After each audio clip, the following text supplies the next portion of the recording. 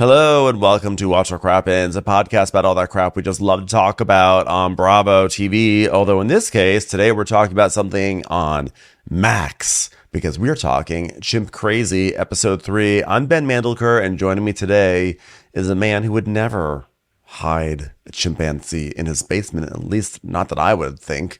Mr. Ronnie Karam, how are you? I sure as hell would. If I loved that chimp, I would totally steal it and hide it and make a little basement for it. Of course I would. Okay, I take it all back. I apologize. My gosh, we ever even met? I don't know that I necessarily approve, but you know what? I'm here for the journey, guys. Now, this is an interesting show for us to recap because we recap dramatic things sometimes, but for the most part, we keep it fun and light. We mostly like rubber-faced ladies yelling at each other for no good reason. But, this has been a fun one, but God, this show gets dark. Oh my God, this show gets dark. And this is probably at least once an episode, but especially this episode, I text you like, what do we do? How do we do this? This is really dark. Now, thankfully, they save it every time by having so much fucking crazy packed into it that maybe we could just skip a lot of the trauma. Just be like, that was traumatic. Next. Yeah. And do like I do in my own life and just bury it deep. Bury it deep, guys. Bury it deep because it's dark. I continue to be amazed by how smart these chimps are, the way they really do seem to understand language, and the way they know how to use things, like they know how to wipe poop off their window to some degree, or they know how to open up wrappers and use bottles and things like that. They don't understand tools. It's really amazing. But I'm also amazed by these humans that really think that chimps are their children. Like I don't understand it. And I'm like, you're playing with fire because you wait around long enough, that chimp's going to tear your face off. I'm telling you right now, be careful. Well, we open with, this is episode 3, by the way, for those following along. We open with, police cam footage, which, it's nice to see that the cameras are turned on because that's, you have to put in a request for that sometimes these days. But the police cam footage is on, so we see it. And there's a guy an officer who's talking about, he's into the radio and he's like, due to risk of life, I'm going to be engaging the chimp. And we see him. It's like full Call of Duty for anybody who's played that. It's a first person shooter. It's like full first person shooter of this guy with like a machine gun.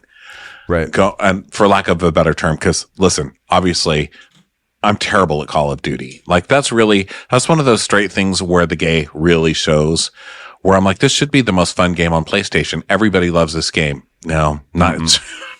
I don't know if it's too gay, but I literally, and it's not to say that gay people can't be in the military and shoot and all that stuff, but I walk into a room and I see a gun pointed at me and start shooting at me and I squeal like this. Well, I start squealing like that, so that's what I mean by too gay for the game. But anyway, this is like that, and I did start squealing like that. They need to release a gay version of Call of Duty, because I think like Call of Duty for gays is like, your Call of Duty is that you have to go to Joanne's Fabrics. I'm like, sign me up. Like that's my kind of Call of Duty. You have to go to the Hobby Lobby and get more glue gun sticks, but we're not going to tell you what size glue gun they're for. You're like, oh my God, but aren't they mean about abortion? I don't want to go there. I don't think they like gay rights. You're going. Level 3. These feathers are so tacky. Level 3, you go to Target to buy some deodorant, but then you take an extra lap to see what their home goods are, and you come out with about 4 or 5 pans or Tupperware items. Well, it could be Target to look for deodorant, because that is a Call of Duty thing, because then you have to find the attendant. In California, you have to get an attendant to open the fucking cage for you because the deodorant is locked up. So you have to go through all the aisles of zombies to find the person to unlock it for. I mean, what about, where's the documentary? There's a lot of gay Call of Duty. Where's deodorant crazy about deodorant that's locked up? Okay, how about PETA freeze the deodorant out of our cages? How about that? But this is so sad, because you know that he is going for a chimp and he's going to kill this chimp. He's got a machine gun. Like, what else is he going to do? So he's not liking this automatically. And I was like, this is a good week to take off. Yay, Labor Day. Sorry, chimps. Bye, busy. But you know what? We started something and we're going to complete it. God damn it. Our Call of Duty is recapping Chimp Crazy. By the way, when the guy says he's going to be engaging the chimp, that is, by the way, a sitcom from the 80s starring Suzanne Summers, Engaging the Chimp. I don't know if you ever saw it. It had one episode. Ronnie's being like, is Ben serious or is he not serious? You're not serious, are you? No, I'm not. You're like, wait a But second. then I started going through Suzanne Summers' bio. I was like, no, she was way too difficult. No one wanted to work with her again after No, Thanksgiving. although she was way in a too sitcom difficult. called She's the Sheriff. So, I mean, Yes, that's true. I do remember that one. they had. I just was wondering if I really slipped that much. I was like, this really is gay Call of Duty Day. Like a Suzanne sitcom that I don't know. Suzanne Summers sitcom I don't know. Engaging the Chimp. I really am just getting beat today. So then we cut to an aerial shot of a ranch style home with a pool, and inside we see a large cage, and it's the Tonky B's basement. And Tanya is playing with Tonky B, and she's running around this couch. She's got the couch in the center of the room. It's very bad feng shui, I guess is what I'm trying to say. I don't know how you're supposed to feng shui your chimp prison, but this is very bad because she has like a cage on one half of the room, then the other half of the room is her cage, the human cage, but the couch is kind of dividing the human cage in two, so she has to run around. Maybe that's the point. She has to run around the couch, and she's like playing chase with Tonka from behind the glass and stuff. It was kind of cute. Yeah. What I didn't understand is she lives in this huge mansion. Why is Tonka's cage so small? Surely the basement's larger than that. Can you not, if you're going to hide the chimp in your basement and you're, fast forward a little bit to how the process happens, as long as like Tonka is somewhere else while she builds this cage, could you give him some more space? I mean, it's so small. Yeah. I don't know. I don't know if it's because she wants a room for her to be down there so she can hang out with him. So like half of it has to be a couch. I don't know. I was more worried about like was in the middle. Yeah. Then she had to go over it. But I like that she was addressing PETA's concerns by just making it more colorful. She's like, it's a prettier prison. Yeah. Look at that. This wall over here is blue. And that one's red. And it's like pretty cheerful. So I think Tonka's going to love it. Yeah. So Eric is like, okay. So then we start finding out because the big surprise at the end of the last episode was that Tonka is alive in the basement. And apparently Eric had no idea. So this is actually kind of hilarious because she fooled the whole crew, right? Which is shocking because she can't keep a damn secret. She keeps letting things spill and, but she hid this from them the whole time and they're shocked. And so Eric is like, so we followed the story and Tonka was supposed to be deceased. And then we cut to clips of Tanya being interviewed and Dwayne saying, well, how do you explain that? And she's like, well, I mean, I already said Tonka will never go to a chimp sanctuary. I opted to go against the court order. His health doesn't allow him to make a trip across to Florida sedated. He just gets too unhealthy. So, you know what his health does allow for? Kidnapping and short-term sedation. Short-term sedation is fine. We're really into short-term sedation here. Health. Yeah, chimp health. Yeah, look at his arm. It's not fat. It's just fluid. It's just fatty fluid. He's he's in congestive heart failure. Listen, we brought on the best bat in the Ozarks Lake. His name is Quaker Oats Guy. He's on all those. He wears a nice hat. And he says it's liquid. He's all liquid, in fact. He's basically a thawed out popsicle with hair on it. And so he can't live like this much longer. He can't go to a sanctuary. I mean, what are they going to do? Be nice to him and take care of him? He can't do that. Yeah, so I come down, I hang out with him a little bit. He's got an iPad.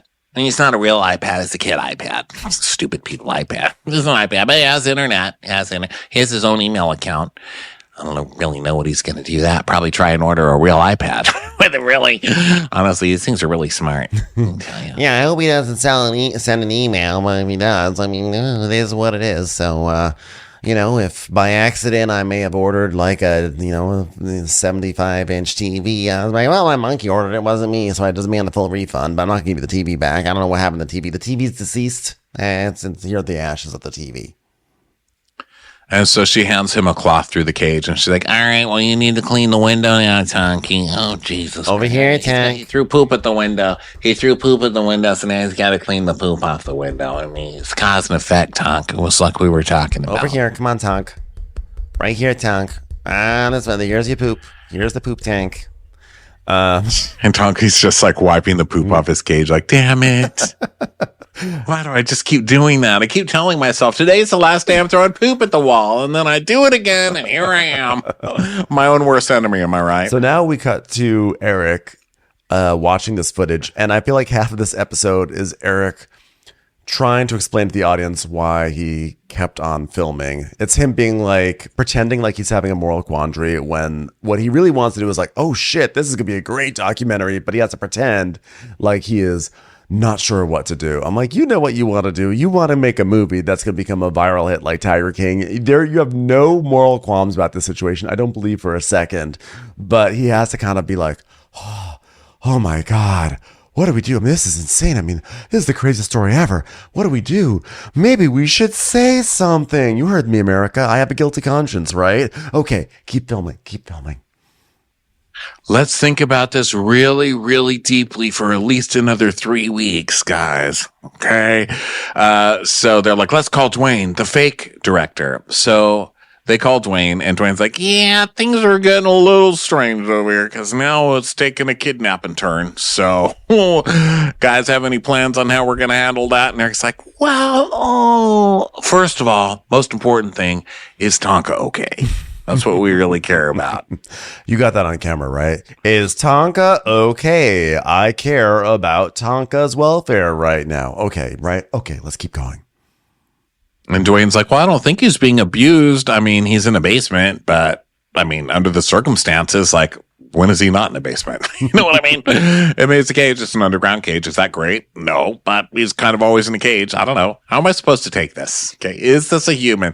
Because they keep trying to make these moral judgments on like, well, is it bad to leave him in a cage? Well, they're always in a cage. I don't know. It's like, Dwayne's like, what the fuck do you want me to do? I'm a clown. I'm literally a clown. I can't make this call. I know. Why are you asking me? Also, I love that like the animal sanctuary is like the boogeyman. Like, oh my goodness, the last thing that we want to do is send him to an animal sanctuary where he'll be taken care of. I mean, like it's literally that is where you would want it to go. It's in the name, sanctuary. But I know Tanya is not Tanya. Tanya. She's like very concerned that Tonk will go to the animal sanctuary and be killed by the other apes and everything. And I'm like, well, yeah, that would suck, but that's also like nature. And it's like, wouldn't you rather your ape be killed? Man, no, it's true. I mean, the monkeys attack each other in the wild. That's just how it is, right? As opposed to being killed, you know, in a small cage next to the laundry machine, where you live a sad life of darkness and claustrophobia. Jeez. Okay, so then Eric is talking to Jeremy outside, and he's like, okay, gosh, okay, so if we turn her in, you know, well, she won't lead us to anybody else, and I just feel like there's other people that she knows. You know, there's more chimp people out there. There's more people keeping chimps. That's why we got to do it. We're going to find a whole chimp network. We're going to find Epstein's list, but for chimps. I know.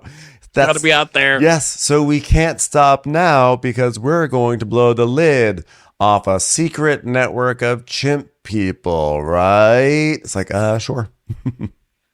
And so Jeremy's like, but is that the right thing to do? He's like, I don't know. We're on Max. Like, do we have to make these calls? So now Tanya is being interviewed by Dwayne, and he's like, so PETA took all those chimps. Where was Tonka when PETA made the raid? And she goes, well, Tonka was actually on the run with me. And well, on the run, I mean, he was, you know, passed out. He was poison darted, but he was like he was on the being dragged with me, I guess you could say. I mean, literally on the run. I mean, and by literally on the run, I mean, he was in a box, lifeless, basically, while I was driving. He did have runs. And you know what's amazing? He had runs while I was on the run, and he still threw it at the wall. In his sleep. I mean, this guy, I tell you, he never takes a day off. So this part was crazy to me. So they show what she actually did to hide him. And it's insane that she wasn't caught doing this. Yeah. And it made me feel like the housewives, whenever something happens off camera and you're like, aren't you guys, especially like you're on vacation, there's cameras there all the time. Why would you turn the cameras off? Right. You know? And this is one of those situations. So she says, before PETA came and took the kids, Tonka had a massive stroke, which of course is bullshit, you know, but she's, which we think is bullshit. But then we see the clips of her reinforcing this by kind of leading up to, oh, Tonka's a sick chimp. He's had strokes before and he's real sick. And she says, God gave me an opportunity, so I took advantage of it. And we demised a plan to say he died. Yeah, we demised a plan to say he died. We had a plan and we died a plan to say he demised the plan. Here's the ashes. So If you stir it with water, it'll make chocolate milk. Just saying. And then we see this amazing montage of her lying that Tonka's dead. She's like, "Well, I found him dead. I mean, he was in his cage. He didn't move. I mean, we knew his time was limited. He was dead. He was dead. He was gone. He was gone. You never saw him again." And really, the best thing about this, because we've seen all those scenes of her crying and her saying that he's dead and all this. The best part is watching the wigs just change with every quick. She has so many crazy wigs. It's just like Tanya lying in different wigs. Yeah. So then they start playing the Cranberries, which I was like, this is a strange twist for this documentary.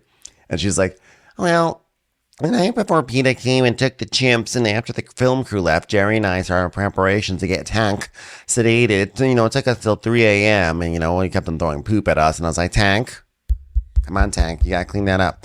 And then we went ahead and we just went to the Holiday Inn." So they basically blow darted him and then put him in a crate. And they were like, "Okay, we finally got him in a crate. We can finally be on the run. I'm tired. Let's go to the Holiday Inn." They went 2 miles away and they paused to take a break, an overnight break. I'm like, and they went to the Holiday Inn. Okay, so then we see the hotel footage. They got the footage. Yes, they got a second story room, and we see the footage from the hotel, like black and white grainy camera footage from the hallway of them dragging a huge trunk. Was no one in security up the concerned stairs about this at Holiday Inn? So someone like, "Oh well, there's more people pulling something up in a crate." I'm like, "You're in a sketchy ass motel, and you're not freaked out by 2 people in the middle of the night bringing a giant heavy crate up your staircase?" And she's like, "Well, we put him in the bathroom in case he peed. I mean, we're not going to trash a hotel. I mean, lie and keep a giant poop throwing chimp in there, sure, but we're not going to trash it. I mean, come on, we've got some lines we don't cross." Some glass here, and he goes, and then we drove straight to Size. Well, then we actually know. We stopped over at Yogurtland in the morning, and we weren't going to leave Tonk in the car, so it just cut to footage of them pushing a monkey crate into a Yogurtland. "Tonk, you want some yogurt?" He's asleep. "You want some cookies and cream?" I think he's still asleep. This is Tonk. We're pretending Tonk is a tray at a Golden Corral. We're just putting our plates right on top of Tonk, pushing him right through the line there. Here we are. We got about a quarter of a mile down the road from the Holiday Inn, and this is us pulling into the Red Lobster, and we're just pushing Tonk in there. Just restaurant to restaurant. Got all the cheddar buns. You may be on the run, but you need those cheddar biscuits. So we see them now driving to Cincinnati, and their little baby monkey squealing in a cage in the back of her vehicle because she's still like Tanya. She just hasn't learned her lesson. She's like, "Yeah, it's real sad about what's happened to Tonka. So I'm just going to sell 90 more animals to people who really don't know how to take care of them. It's all for the kids." "You're fine, Booney. Booney, we're going to get you to Size. All right, I'll change your diapers and feed you a bottle." But fix your wigs, Booney. Booney's back there with like a little tiny curly blonde dress like Tanya wig. Dressed like the mom from Bewitched. So I told you could turn him into you. So now Tanya is in a grocery store with a shopping cart, and she's like, "Well, Sai is a chimp guy. I never met him. I just met him like the day I dropped Tonka off, and my best place was to pick somebody that had chimpanzees that could blend Tonka in. And Sai was the perfect person because Sai had he had a male chimpanzee named Ricky, and Ricky happened to die of liver failure, so no one would know that it's Tonka because everyone thinks it's Ricky. You see what I'm saying there? It's like a little... It's so sad, and I'm not really sure why all these chimps get liver failure. Hey, can I have another bottle of Jack with these ho-hos? And do you have any more of those ring things back there? I need something to give them to wash down their chicken nuggets. It's crazy. Does this Jet Puff come in a bigger container? It's time for a commercial. It's time for a Crappens commercial. So they are going to just blend him in, right? So then we see her at the McDonald's drive-thru. I mean, she really is on a health food kick here. And saying, "Yeah, we're going to have 3 chicken McNugget Happy Meals. We want the extra fries. We need chocolate milk. What do you mean you're out of the Hello Kitty toy? What do you mean? Just every single one. How many people are into Hello Kitty? Booney just threw a piece of poop in my face because she heard there's no more Hello Kitty. Lady, please. Please." So then we now hear Cy's answering machine, which says, "Hi, you've reached Cy at Union Ridge Wildlife Center. We're all busy monkeying around, so please leave a message and someone will return your call." These people. So they go. I had to look this up. McDonald's Hello Kitty X UGO Happy Meal has left out a toy that was included in its international release, and fans are not happy. Has your local McDonald's run out of the Hello Kitty toys? I knew it. I knew this was a thing when I went to get fries at 2 different McDonald's, and both on different days, of course. And both of them were out of the Hello Kitty toys. I was like, this is probably causing a ruckus. And according to the internet, it is. And in our next episode, we are going to get to the bottom of what happened to the Hello Kitty. I'm just kidding. It's in Tanya's basement. But it's a thing. Donkey. We're free. We're free. Hello Kitty just threw some shit in my face. Yeah. Okay, Kitty, clean this up. Right here. Come on, Kitty.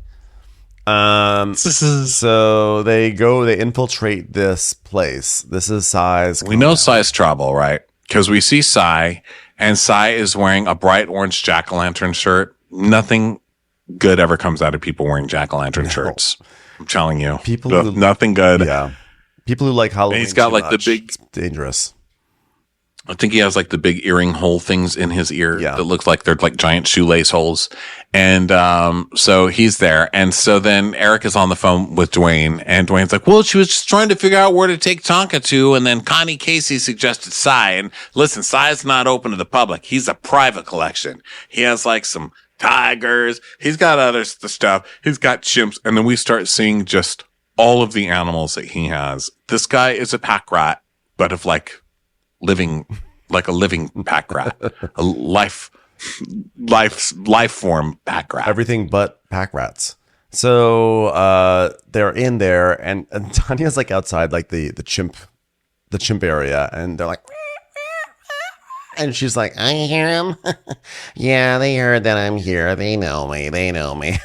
We got a lot of Hello Kitty fans in there. Some of them are gonna be a little disappointed with the toys, I gotta say.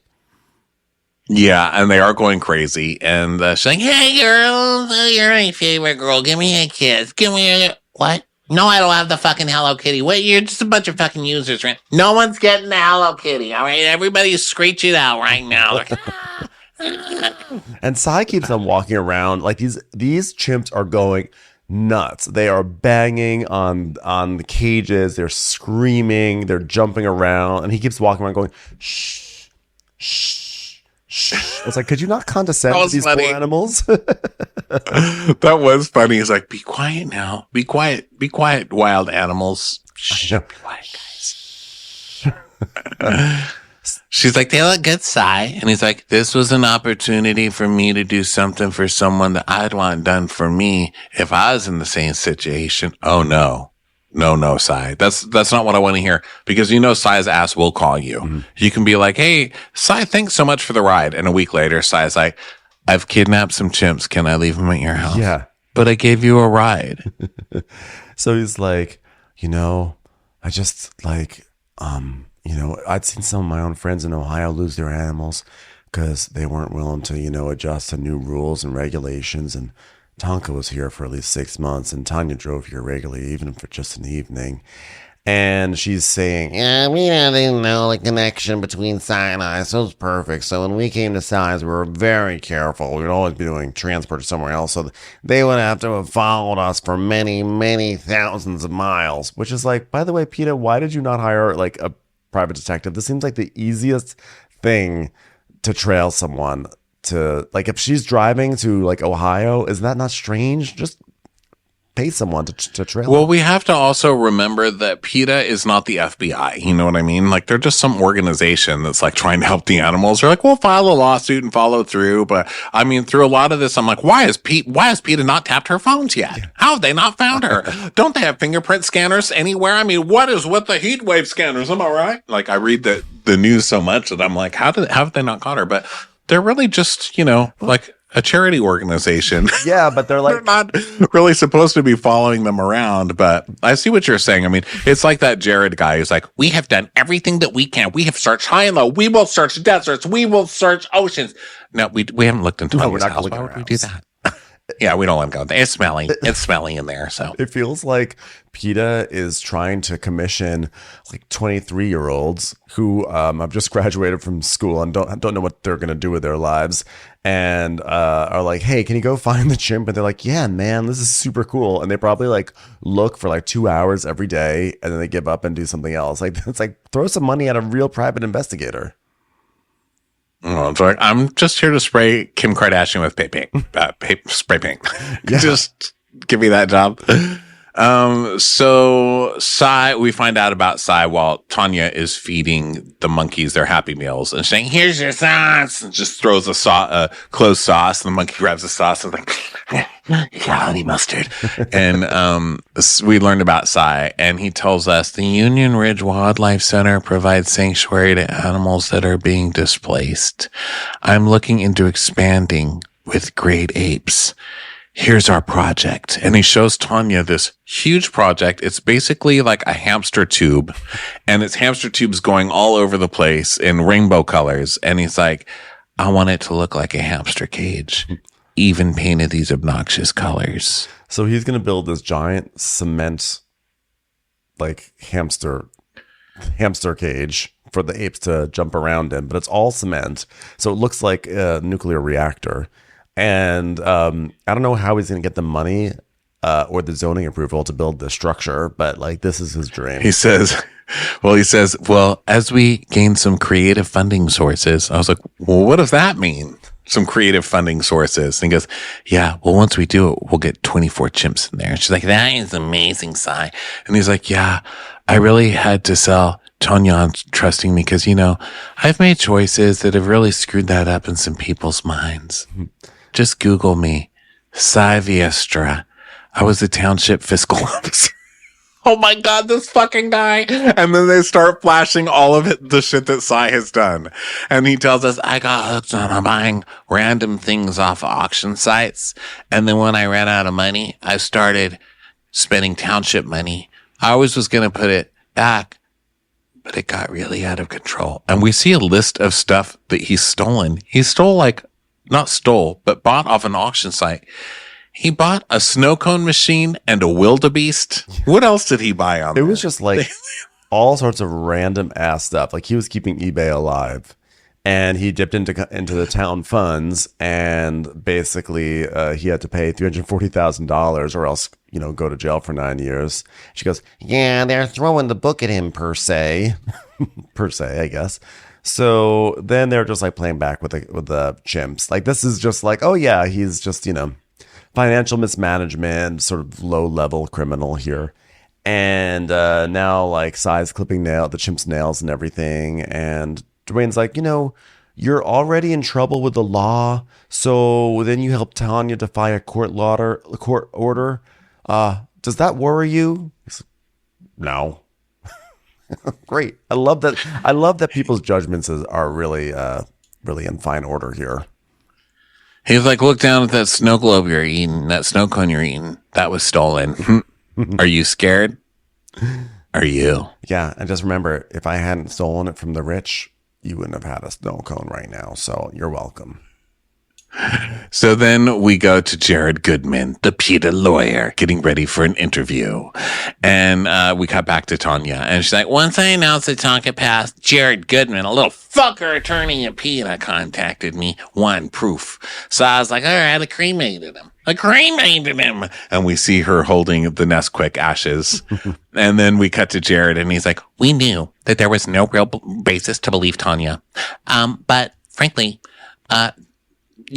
given her lies up until this point, it was remarkable that she expected anyone to believe this. Now, did we do anything to find Tonka? Not really. Well, we did everything. We climbed mountains. We swam rivers. We went through oceans. We dug holes to the center of the earth.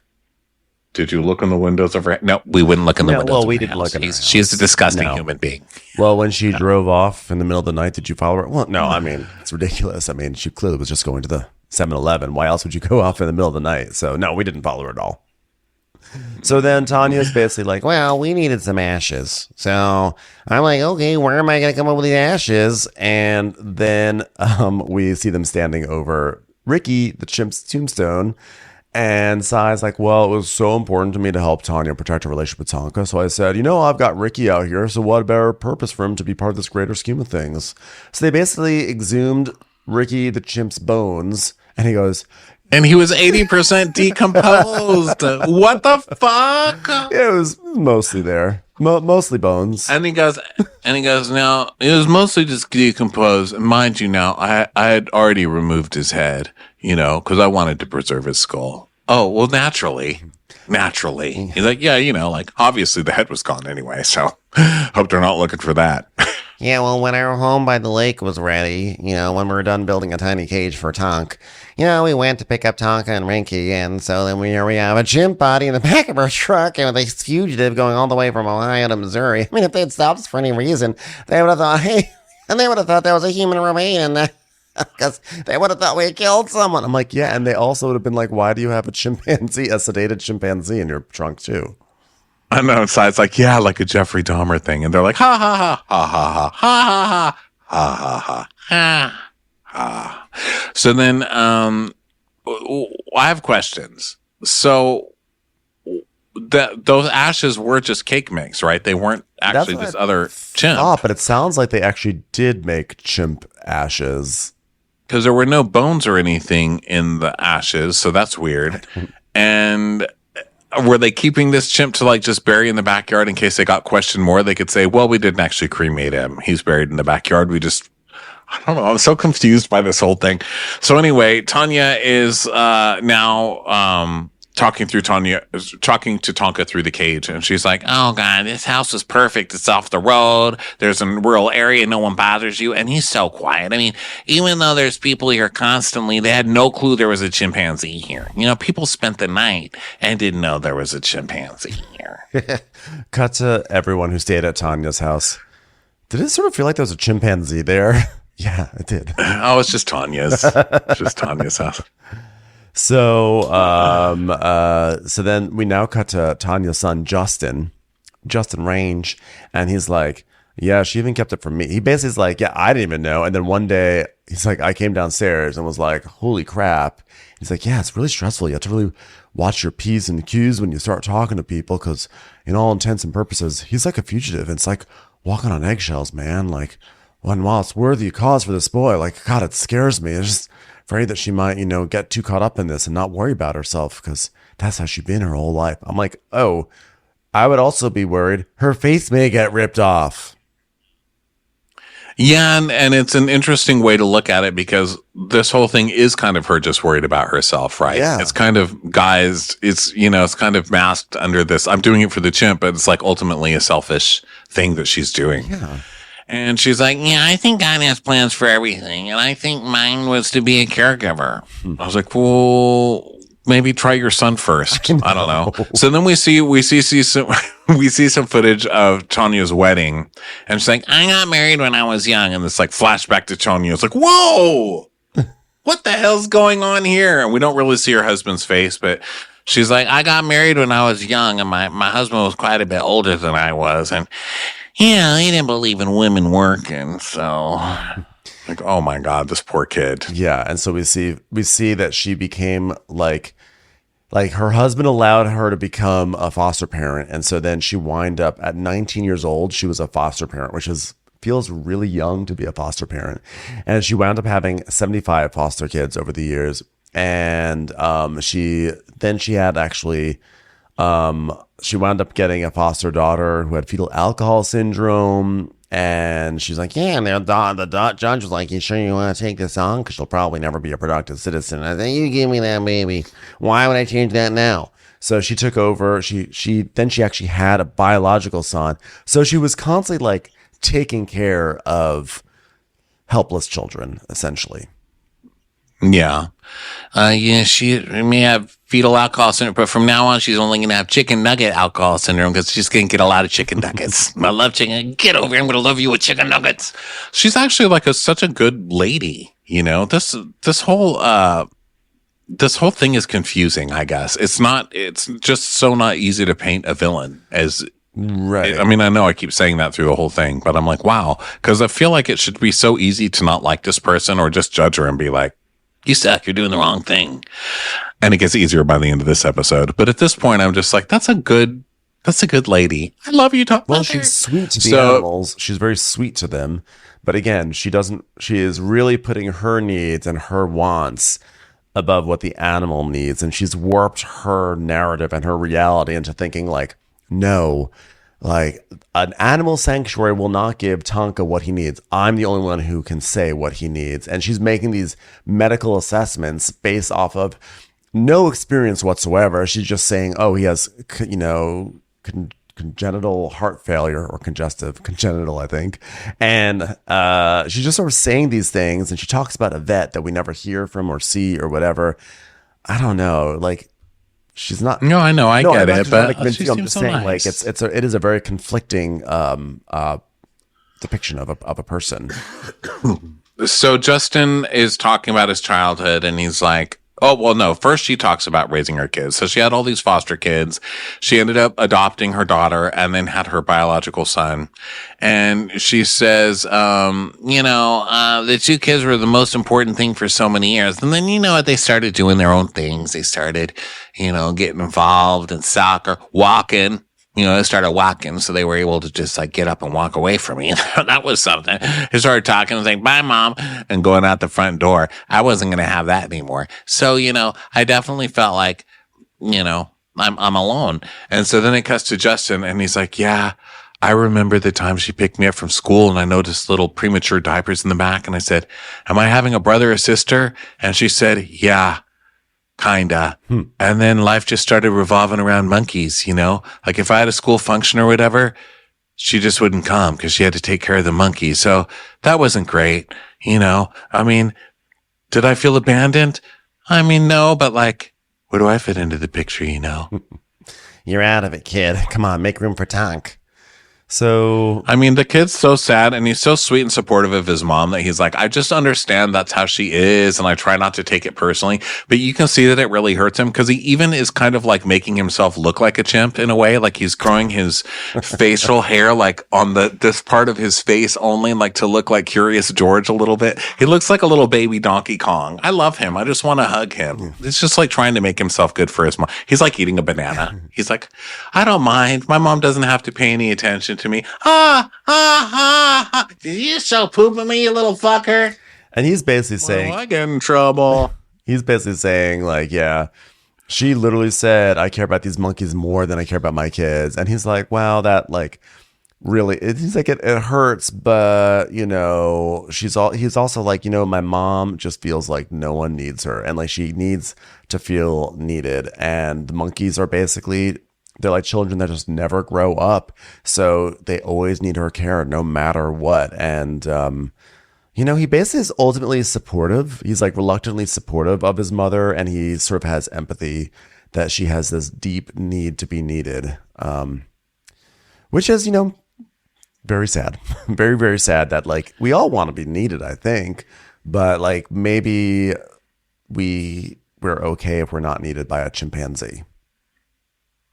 Well, and they do grow up, right? That's the irony, is that she thinks like they're kids that never grow up. And she says that in this a couple of times. Like they're like kids, but they never grow up. But they do grow up. They just can't tell you, let me the fuck out of these chains. You know what I mean? Like your son was just actually able to pick the lock a little bit better. Like we're slightly more evolved. Isn't it funny? Also, just thinking back, I wonder, has this been brought up on the documentary? But isn't it funny? Michael Jackson famously had a chimpanzee named Bubbles. Was it Bubbles, right?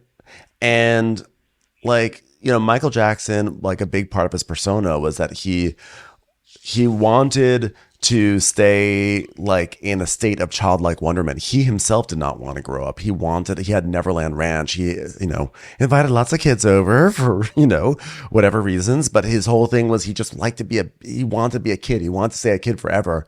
And it is kind of funny, this correlation between these chimps and like permanent childhoodness, right? And like this weird need and desire for that is somehow draws attention to chimps. And I hope that documentary actually, well, it doesn't have to get into it, but like it would be interesting to see the dynamic, like exploring that dynamic with Michael Jackson. Okay, I'm getting off topic now, but the point is chimps, kids, it's crazy.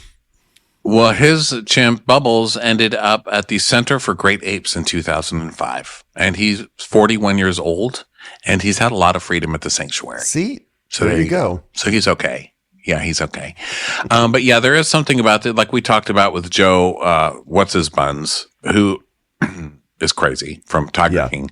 There's something about people obsessed with Botox and face, like facial procedures and just general narcissistic ways that love. Yeah, it's like refusing to animal horde, refusing to acknowledge the passing of time, or like fighting against time and aging and things changing and moving on to different stages of life almost. Yeah. Commercials. Here comes one right now. So then we go to Brittany. So this is the other PETA lady. Brittany is talking about how she's saying this is the culture. She's explaining the people who own the chimps. She's saying there is a culture of almost entirely women who raise chimpanzees and monkeys as if they're babies. And they have to create a myth that this animal is my son. He's part of my family, but this is a fantasy and it inevitably ends in tragedy. And that was the case with Buck in Pendleton. Like, so then we get back to this another chimp awful story. And I feel for Brittany, because Brittany is just like the harbinger of doom. They're like, you know what? We have bad news. Send Brittany in. And Brittany shows up and she's like, I'm sad face Brittany. I'm going to ruin your fucking life. Give Jared a break. Jared's for happy things. Okay. I'm going to ruin your fucking life. Jared's not available. He is looking high and low for Tonka. He is apparently checking every single airport in the nation. Has he checked Tanya's house? No. But he's going to look everywhere else. Okay. So can we send it? Get off my ass, Brittany. Can we send in a young Mimi Rogers to talk to the camera? Okay, someone send in Brittany. They want a young Mimi Rogers. Okay, great. Gosh, she does have that kind of Mimi Rogers always has bad news to tell you kind of a face. So then we cut to this story of Buck. So she is telling it, Jamie. And basically this is a Oregon place. Pendleton, Oregon. And we meet Jamie. Who was I talking? Brittany I was talking about. So we meet Jamie. So Jamie is this chick with a bunch of tattoos, and she's the narrator of this next section. Yeah. So she is like, Pendleton's a Western town, and we pride ourselves on being rural Oregon. We're conservative, but we're also tight-knit, and everyone here knows everybody. But I never knew about Buck until the day Tamara Brigatti walked into my store with a chimp on her back. Dun, dun, dun. Yeah. Hey, everyone, look, this is my little scrapbook. It's a little conservative scrapbook, but it's a tight-knit scrapbook. And over the years, I kind of collected a handful of pictures. Look, that's me and my buddy.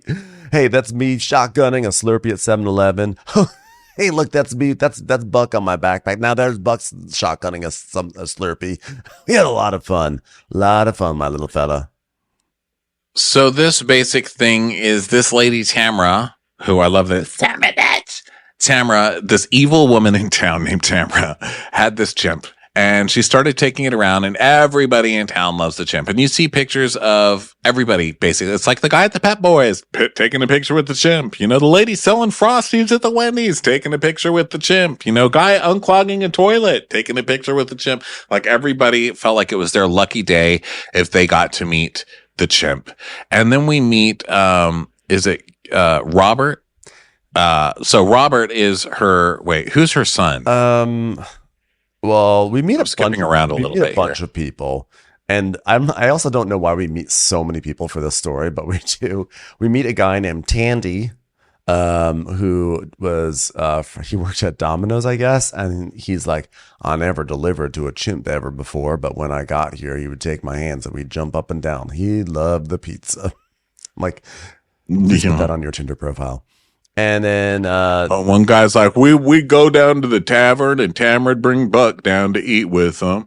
Real well mannered at the dinner table. And then there's real well mannered. And Tamara was friends with my mom, and she encouraged me to come over. And it was good for Buck. He needed to socialize. So when I was coming up the driveway, he would jump into my arms and he would just be shaking while he hugged me. God, he loved to hug me. And then they're like, wow, this monkey was so great. Everybody loved him. And then Jamie's like, yep, Tamara Brigatti. She was a regular at the liquor store. I'll tell you that. Tamara Zabrati didn't just walk in and buy a fifth of booze. We got 6 half-gallons and we put them in a box for her. That was a lonely woman. Her husband died. She'd pass and she'd take his clothes and put them on Buck. Oh my God. So that's like the saddest shit I've ever heard. Oh my God. Now we meet the son, Bo. He's like, I love my mother with all my heart, but she is one tough, mean, old lady, and that's what I gotta say about her, and that's about it. Okay, roll film. So this is so sad. This guy is just a wreck. He's still traumatized from all of this. He's clearly like drunk and crying at the same time, through this whole thing. This is terrible. So basically he talks about this animal. He loved this animal. He says a lot of these chimps are ugly as sin, but this one is so handsome. He was the Tom Brady of chimpanzees. We see pictures of him and he is so cute. And he talks about how his mom really loved this chimp and how he would even sleep with her. It's like her little teddy bear. And, he tells us that she was obsessed with being the first lady who ever raised the chimp like a little human. Like it was part of her family. Right. And then we go back to Jamie and she's basically saying that Tamara was not qualified in any way to be doing this. And she said that Tamara wasn't really regarding his safety or his well-being or anything. But she always knew that Buck was never going to be completely safe in Tamara's care. So now we go back to Tanya's life, and Tanya's now like playing with Tonk downstairs, and Justin's like, yeah, my mom just cares about this animal. I think there's a bond. I think she's saved him and he saved her, honestly. And she also saved him a bunch of chicken McNuggets. So that's nice too. It keeps the local McDonald's in business. Oh gosh. So then we cut back to Justin and Tanya a little bit. And Justin saying, my mom just worries that Tonka is going to be hurt at this PETA facility and the other chimps will kill him. And he's just too passive for all of this. And Tanya's like, yeah, I mean, he's not going to fight. He's like a human. He doesn't know how to fight and he doesn't want to fight. He just submits. So, even at size, he got his butt kicked. He's at one time he had over 360 sutures. And so, yeah, they're just talking about how, he's just so docile. He has not a mean bone in his body. But I guess I have a question as an attorney on this case. Then why were you letting him in with other chimps there? Yeah. Like, why was that? Why is it okay to do it there, but not with like an approved place? I just keep thinking of that footage they had of the chimp sanctuary with that big, beautiful open land with a moat around it. I was like, let Tonka go there. It just looks so nice. It looks like chimp paradise. Yeah, they were really showing it. Jungle. Yeah, but they were making that like the circle of life. Yeah. Like, it's like, is this from the opening of the cartoon? Because they were really making it look very heavenly. I wonder if it really is that heavenly. Yeah. So Tanya's like, my biggest fear is this kid. And by kid, I mean chimpanzee. I mean, it's not me. And everybody's like, well, I'm worried about you. Well, I'm not worried about me. They can throw me in jail for a year. I don't care. I'm not obligated to anyone except this kid right here. And her son was like, thanks, Mom. I've been waiting so long to hear that. Not you, dumbo. Talking about Tonk. So then we cut to Dwayne and he is doing clown duty at a child's birthday party. And, he's like, happy birthday. He's just juggling in the kid's face. Yeah. And the kid's like giving no reaction. He's just like juggling in their face. He's like, okay, now I will juggle bowling pins. What about that? They're like, do not care. Do not care about your fucking juggling, you fucking loser. Have you ever seen a clown at a party where kids are like, oh my God, this is amazing? I've never seen it. I've only seen kids looking bored and or horrified. I've never seen anyone enjoy a clown ever in the history of clowns. So Dwayne, I feel like clowns don't even enjoy clowns. Like I've seen clowns hanging out like in a food court and I've never seen them enjoying each other either. They all look fucking miserable to be around each other too. What are clowns for? Who are you for? I always thought I thought all that makeup on their face, I couldn't stand it. I didn't want to be near them. They didn't scare me. I just always am like, it's unpleasant. It's so hyperactive. So, then he's literally clowning. He's at a child's birthday party, and then his cell phone rings. And then all of a sudden we hear, hi, this is Michael Weinstein, just returning your call about your friend. So he has to step away from entertaining the children to speak to his lawyer. And so Dwayne is like, yeah, so I'm just walking. I have a hypothetical about my friend with the potential monkey in her basement. And he's like, well, so if she made repeated misrepresentations and false statements, she has a buffet of problems. You like that? I thought about that for a while. I was like, Cynthia, what's a good word I should use? Because I know it's going to be on camera. Do you think buffet? We like buffet? Okay, we can go with buffet. So she has a buffet. I almost went with smorgasbord. I'm not going to lie. Should I say it? I'll take it from the top. She has a smorgasbord of problems. Does that sound good? Now listen, here's your friend's options. She can either give the fucking monkey up, right? And apologize and say, listen, I was worried for the monkey. I'm giving it up now. She could do that. Or she could say, fuck you and run. Okay, she could do that. Or she could just kill the monkey. Because right now, there's no problem because there's no monkey. So if she just kills the monkey, put him down. Then guess what? You've got a charcuterie of non-problems. Okay? You've got so many non-problems to put on so many non-crackers, you know? Cynthia really wanted me to do the charcuterie one. I said, it's not really going to work. It's not going to land. But she's like, do it. Try it out. So I did it. I did it because I'm a good husband. Listen, I'm offering you basically a pigs in a blanket of options here. All right. It's a pigs in a blanket tray. Which are you going to choose? Let me tell you, they're all the same thing. They're a hot dog wrapped in dough. Okay. Either way, you're kind of fucked at this point, clown. Okay. You know what it's like? How bad and how ugly of a car wreck is this going to be for her? And how many of your buffet chafers are going to get ruined? So. And in the amount of clusterfuck that is clown car wrecks, how bad is this clown car wreck going to be? How car wrecky-ish is this clown car wreck going to be?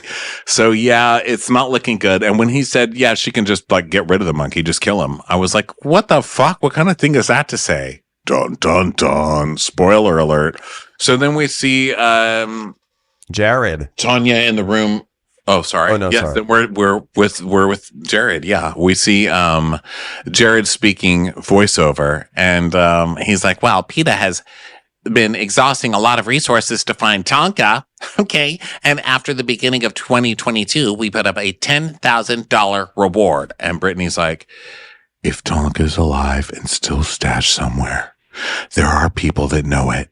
And $10,000 is significant. All right, you're really depressing us. Can we get someone more excited than Brittany? I want people to be motivated to go looking. Okay, I don't need everybody in the fetal position crying. Sorry, Jared. You know what? Sorry is not good enough, Brittany. Go to your room. Sorry, Jared. I'll be in my room. Yeah. So, $10,000, we feel like that's a really big reward for everyone. And in fact, we want to sweeten the deal and we've added some Groupons for Borders bookstore. So if you can find one, congrats, you're in luck. You're going to get some free books and maybe some coffees out of it. So I don't know, everyone. If I were you, I'd be looking for this monkey. We've got a lot of odd ducks in this town, so we're going to give $10,000, a Borders gift certificate, and a few of Tanya's wigs, okay? Get anybody involved in drag queen play that relates to toddlers and tiaras involved in this, okay? Those drag queens will find it. We have an old 6-pack of Crystal Pepsi.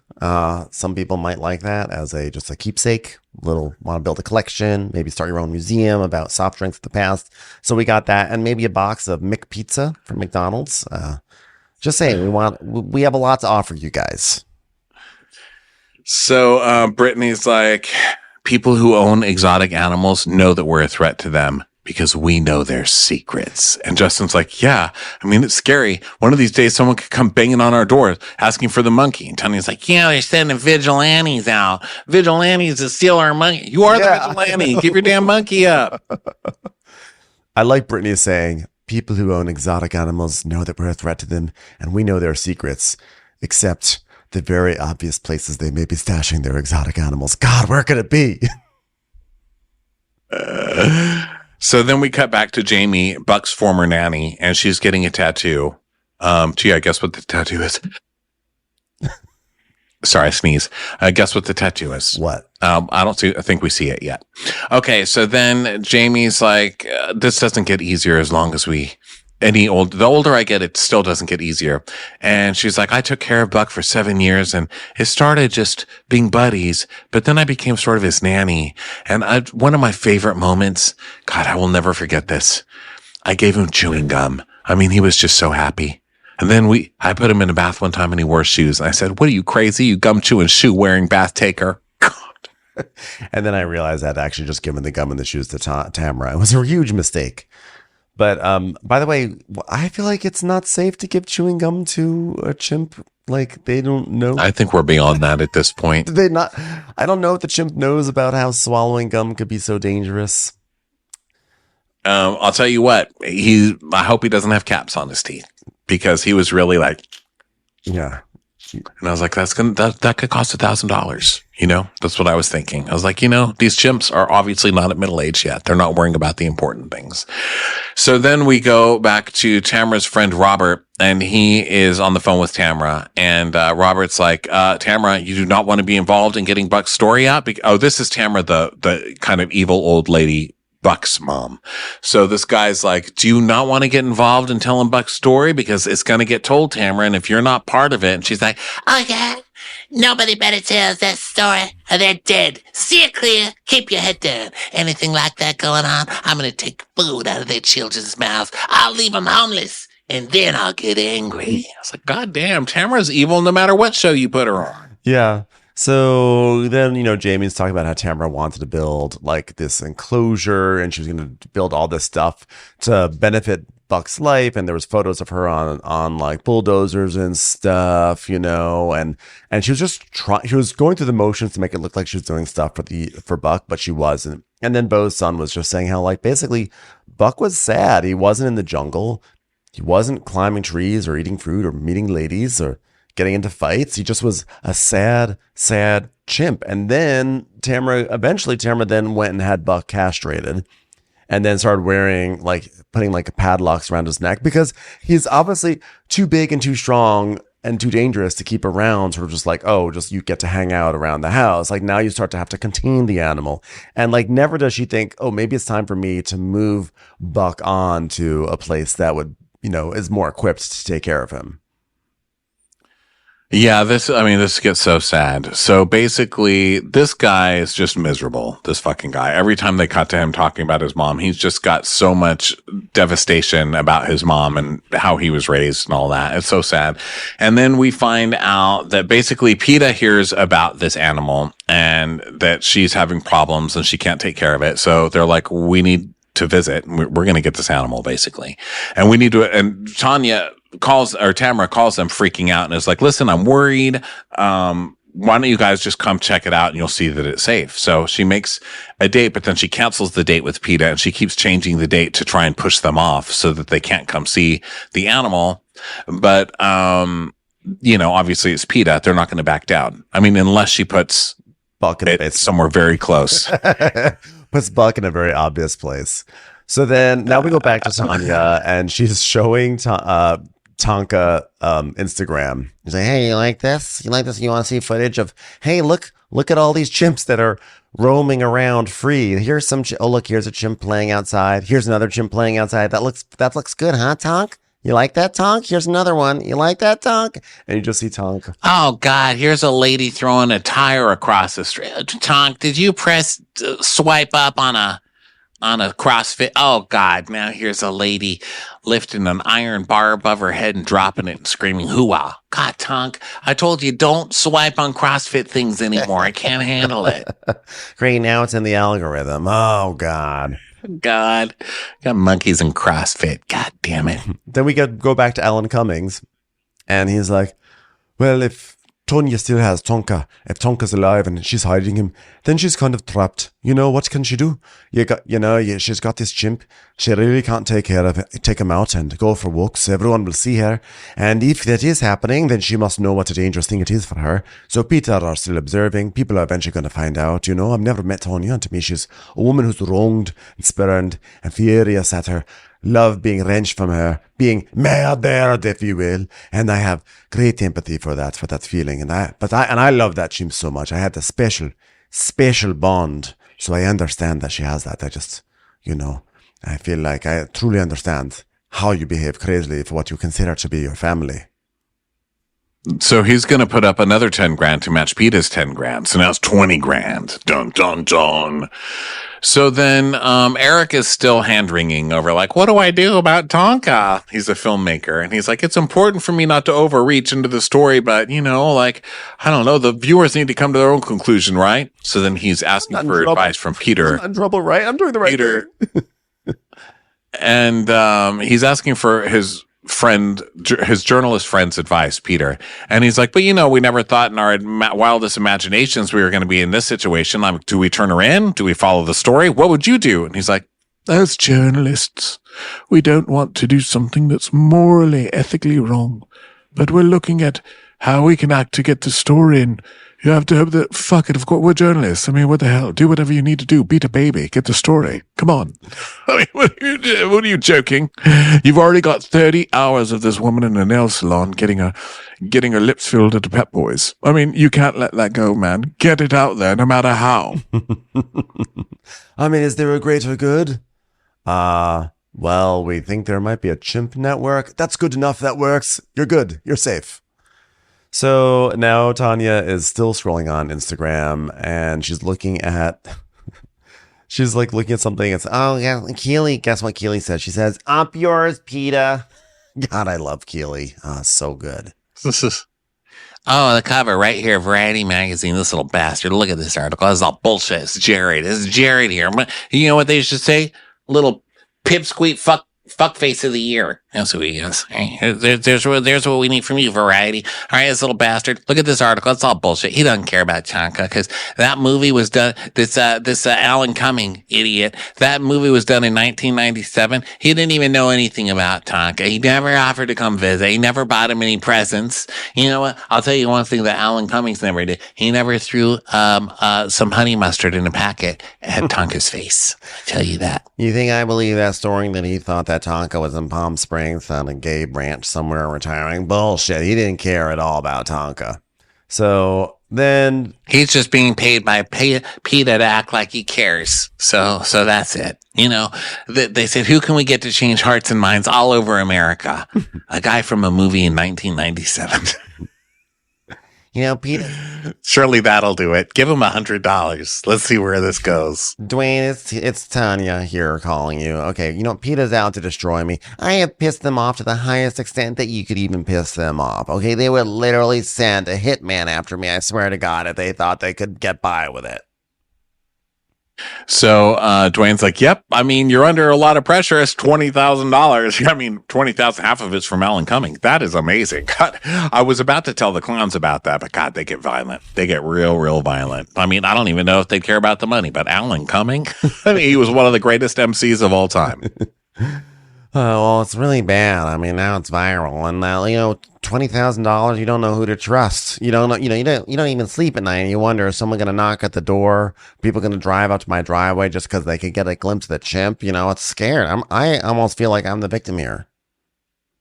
You hear a lot of people say, well, my grandparents mostly, but they would always say, people don't want to work anymore. They just don't. And I always thought that's such bullshit. People literally do not want to work anymore. There's $20,000 on the table for finding a chimp. All you have to do is look in the phone book to see where this lady lives. No one can even come up to her door and look in the window. Well, I guess it's in the basement, but still, it's $20,000. How lazy are we, people? Yeah, just show up in a wig and be like, I'm so sad. I need to be needed. I wish I had the love that a chimp could give me. And she's like, Oh, come on downstairs. I want to show you Tonk. Hey, listen, I've got some free Restylane. It's only going in a basement. All right, come on down. Whoops, there's Tonk. There's Tonky B. So she's like, let me ask you, Mr. T. Okay, so she's crying in her car, right? So she's talking to Dwayne still. And she's like, all right, let me ask you something. Mr. T, Tonky B, he's in congestive heart failure real bad. I mean, I've said it a lot of times. Maybe the more I say it, the more you'll believe it, right? So the vet wanted me to put him down the other day, but I couldn't. So he made an appointment for the 2nd of June because he don't think I'm being fair to Tonka letting him live like this when he don't feel good, So, I mean, I don't know if you'd want to be around then, because that's like kind of the end of a legacy. Wait, so you're going to put him down and now you want people to film it? This lady. So then now Eric. I'm trying here, Tanya, but you're killing me. No. This part shocked me.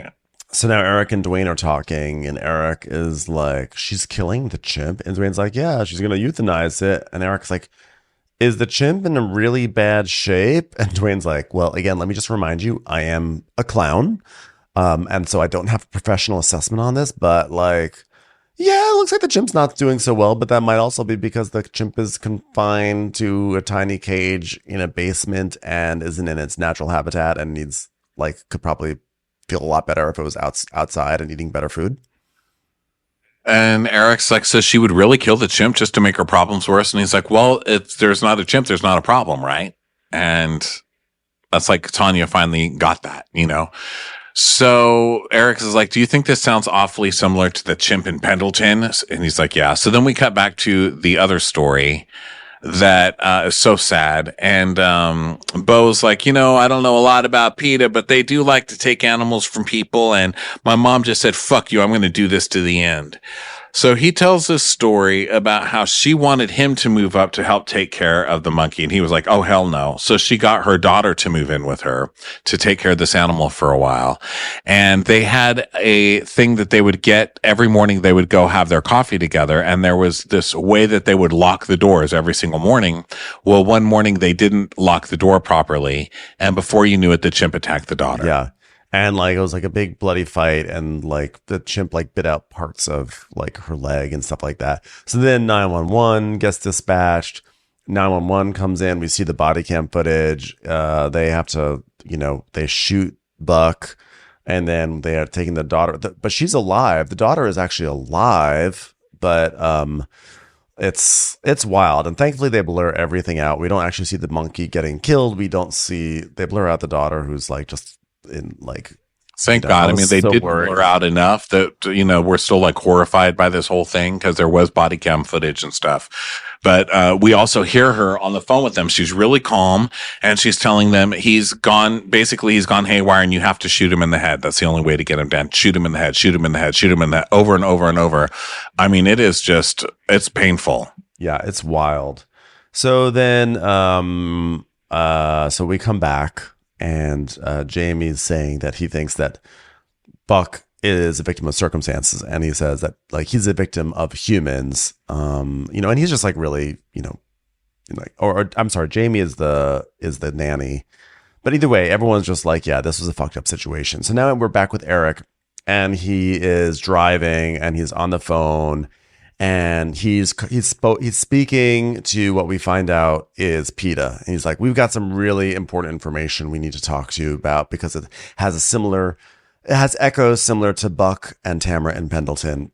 And we don't want that outcome. So then they sit down and they meet with Jared. They sit down in Jared's office, and they basically show Jared footage. They play audio of Tanya and Dwayne's conversation about congestive heart failure, etc., euthanasia. And basically Jared is like, oh, basement. I never really thought about that. Looking in her basement. That is a pretty impressive idea. Yeah. Brittany's like, but remember when I told you to look in the basement? Get the fuck out of here, Brittany. Okay, sorry, Jared. Sorry. And then as this ends, we find out that the twist at the end of this episode is that now the documentary crew has basically turned state's evidence on Tanya. And so now this whole thing is going to be how to bring down Tanya, which is crazy. Oh my God. What, sorry, not the funniest recap in the world, but this show really is incredible to watch. I mean, it's got me glued to the TV. It has me laughing really, the silly, like that guy Cy stealing from the township to buy a snow cone machine. Died laughing, and then the other parts are just so sad, and it really does have so many twists and turns in it. It's really, really well done. I'm really enjoying it.